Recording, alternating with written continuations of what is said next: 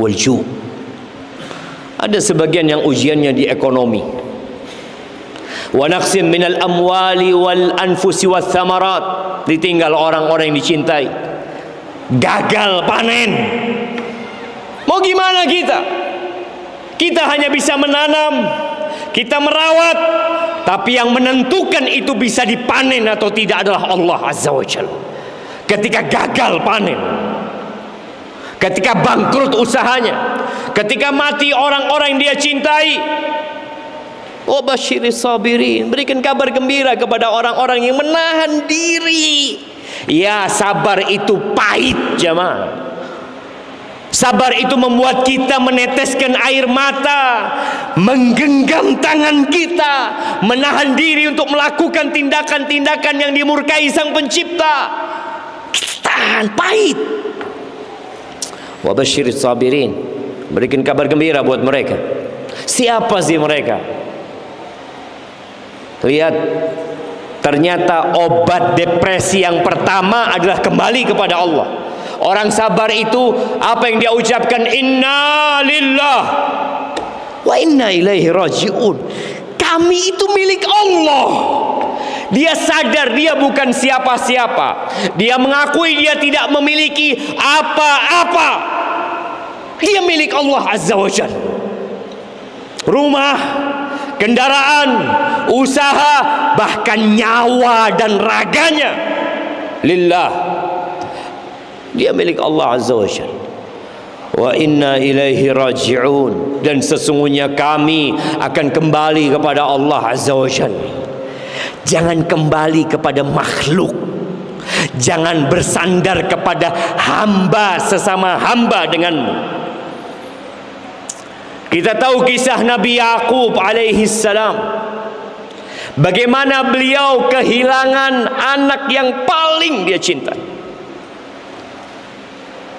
Apa kata beliau? Innama ashku bathi wa huzni ila Allah. Aku ni mengadu, mengeluh, curhat hanya sama Allah Azza wa Jalla. Sama Allah jemaah. Sebagian berfikir kalau dia curhat sama orang tuanya bisa membantu dia. Boleh jadi dia bikin depresi orang tuanya. Dia bikin stres keluarganya. Tapi ketika seorang mengadukan kepada Pencipta, dia tahu yang bisa menyelesaikan hanya Allah. Dia yakin innama amruhu idza arada syai'an ay yaqula lahu kun.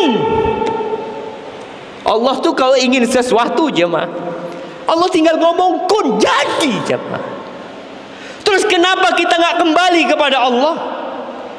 Kita masih meraba sana, meraba sini, bergantung ke sana, bergantung ke sini, bersandar di sana, bersandar di sini. Kapan kau bersandar sama Allah? Kapan kau bergantung kepada Allah? Kapan kau melupakan semuanya dan hanya yakin sama Allah Azza wa Jalla? Nabi Yaqub, innama ashku bathi wa huzni ila Allah wa a'lamu min Allahi ma la ta'lamun. Apa balasan beliau? Engkau tahu, harus menunggu. Sampai buta beliau menunggu. Tapi Allah selesaikan urusannya. Dan tenang seorang hamba itu ketika mengadukan kepada Allah Azza wa Jalla. Yang kedua, solat. Solat itu tempat mengadu. Coba lihat berapa rakaat engkau solat dalam sehari, dan berapa cepat engkau solat, dan berapa lama kau sibuk dengan handphonemu yang kau berpikir itu menghiburmu, menghilangkan depresi dan stresmu. Engkau sholat cepat-cepat. Di situ tempat hiburan buat kita. Apa kata Nabi alaihi salatu wasallam? Wa ju'ilat qurratu aini fi shalah. Dan dijadikan penyejuk pandanganku di solat itu. Apa yang dilakukan Nabi alaihi salatu wasallam kalau punya masalah? Kana idza hazabahu amrun fazi'a ila shalah. Beliau kalau dirudung permasalahan, banyak masalah beliau, menghadapi keluarga, menghadapi para sahabatnya, menghadapi musuh-musuhnya. Secara ekonomi sulit, ya. seringkali beliau berpuasa karena nggak ada yang bisa dimakan. Kalau ada masalah, kemana larinya? Sholat. Antum ketika sujud, seakan-akan antum berbisik kepada bumi. Allah yang berada di atas arsy mendengar antum siapa? Dan Allah janji akan diselesaikan urusan kita. Ya. Yang ketiga, zikrullah. Salat butuh effort lebih. Kita harus berwudu, kita harus memakai yang menutup aurat, kita harus menghadap kiblat. Ada yang harus dia kerjakan. Kadang-kadang kita capek, lelah, maka zikrullah. Sudah, antum di tempat antum baca. Apa yang bisa antum baca? Baca subhanallah, baca alhamdulillah, baca Allahu akbar. Baca zikirnya Nabi Yunus. La ilaha illa anta subhanaka inni kuntu minadh zalimin. Terus baca. Apa kata Allah? Ala bi dzikrillah tatmainnul qulub.